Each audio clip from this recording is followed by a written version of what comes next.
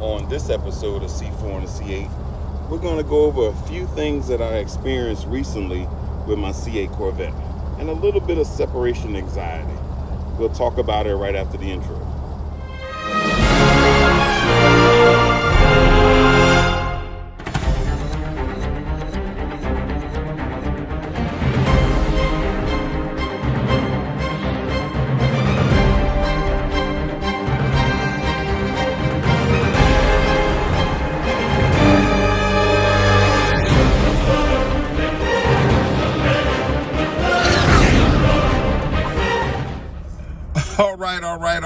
All right, ladies and gentlemen.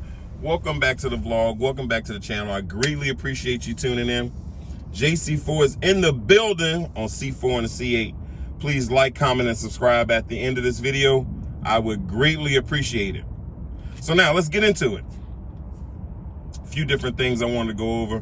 One was I had to put my C8 Corvette into the shop. Oh, I don't know if I was experiencing some kind of separation anxiety, but oh my goodness, it was hard.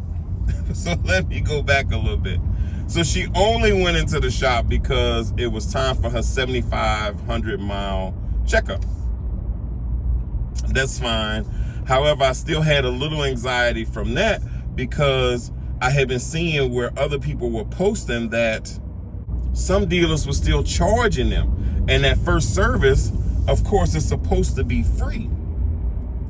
And that's fine and all, but I was still wondering if I was going to be one of those customers where they ended up charging me.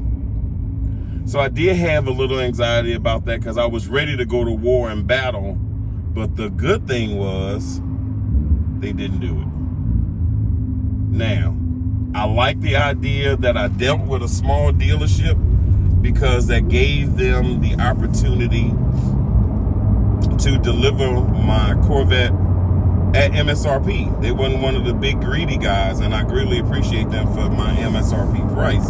Now, I did buy all the extra packages, but we'll go into that in a later video because my next service is going to also be free because of the extra packages that I purchased. So that's going to be a good thing. Now, I was having still some other anxiety because guess what? My coworkers didn't make it no better. Oh my goodness, all they did was tell me about how the service people were gonna be up and down the highway in my car, etc. Blase, skip it.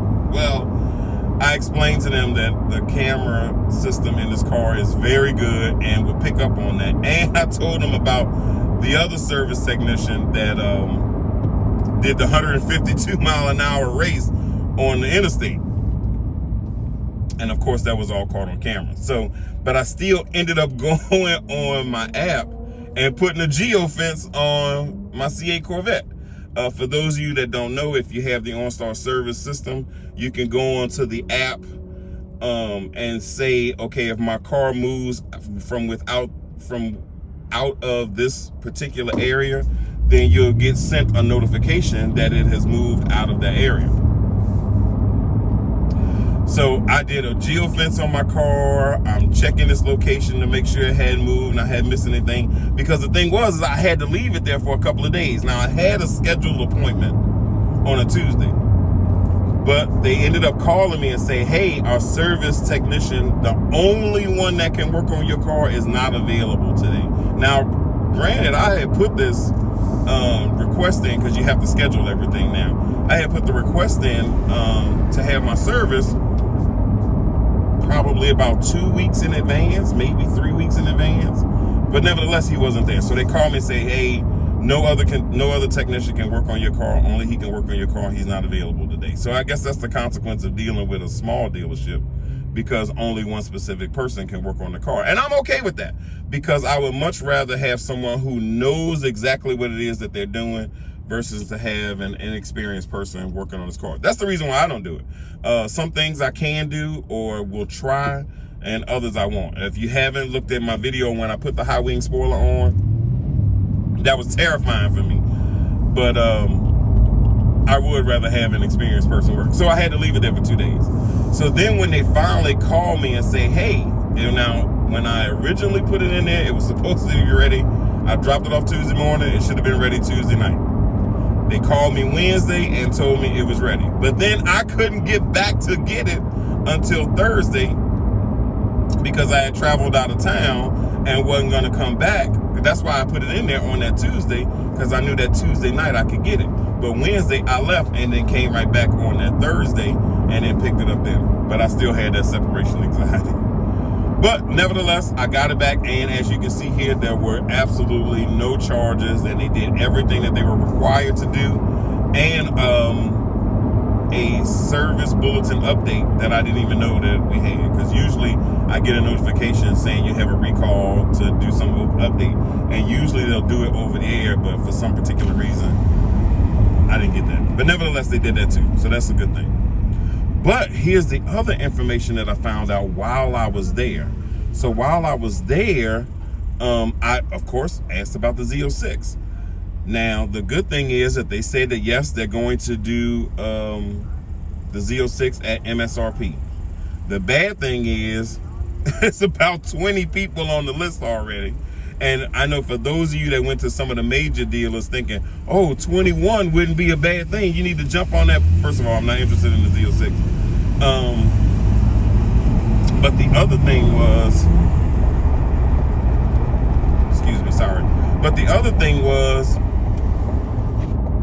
they only gonna get 1 to 3 a year. So even if I'm 21, it may be several years before I can even get one. But nevertheless, I'll probably end up going to either the Zora, which is going to be the top one. By the time that comes out, I'll be ready for another car anyway. So I'll probably just either get on the Zora list, or maybe I think they're going to do one below that, but I don't think they're going to call it the Grand Sport. I can't remember what they're going to call it, but I know the next one, it may be a hybrid electric gas option. So it's going to either be that one, but I wasn't interested in the Z06. But of course, I went to get the information. So the good thing, 21. Bad thing, they only getting 1 to 3 a year. Good thing, MSRP. You're watching C4 NA C8 on YouTube. Now back to the video.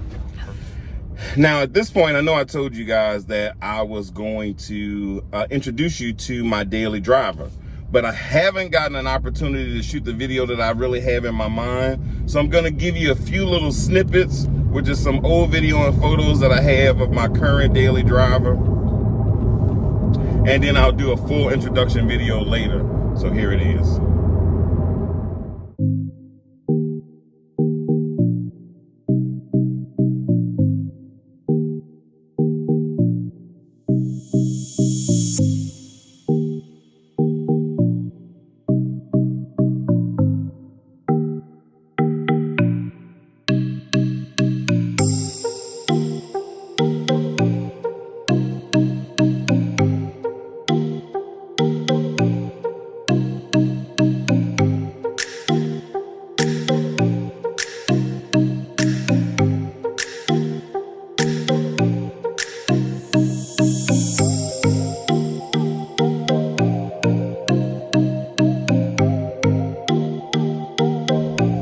Now, I don't know if you guys have seen this video here that has been playing on the internet.